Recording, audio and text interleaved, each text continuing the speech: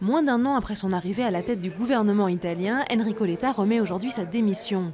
Dans un contexte de grave crise économique, il a été poussé vers la sortie par le jeune Matteo Renzi, qui devrait lui succéder à la tête de la coalition droite-gauche. L'ambitieux maire de Florence a promis de mener un projet de relance radicale. La croissance a été un peu meilleure que prévu en 2013. Pas de quoi pavoiser toutefois, avec un taux de 0,3% contre 0,2% prévu auparavant. Mais l'investissement, moteur attendu de la reprise, est reparti à la hausse au 4e trimestre, après 7 trimestres de recul. Le ministre de l'économie Pierre Moscovici a réagi à ces chiffres en déclarant qu'il fallait faire mieux pour faire reculer le chômage.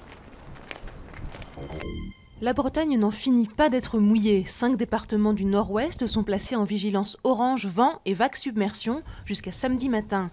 Des rafales de vent à plus de 100 km/h sont annoncées. L'Angleterre se débat aussi contre les intempéries. Une nouvelle tempête menace de déverser l'équivalent d'un mois de pluie sur de larges portions du pays, confrontées à l'hiver le plus humide depuis 250 ans.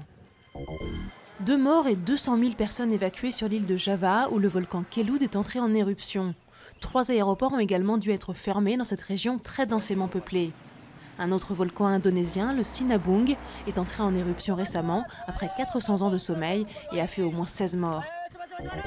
En Corée du Sud, quand on s'aime, on le montre, mais pas à travers des gestes d'affection en public, mal vus dans le pays.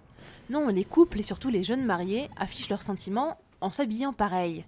Une vraie industrie s'est développée autour de cette habitude. On trouve aussi bien des pyjamas pour le couple que des maillots de bain ou des survêtements. D'où l'importance de choisir un partenaire qui a bon goût.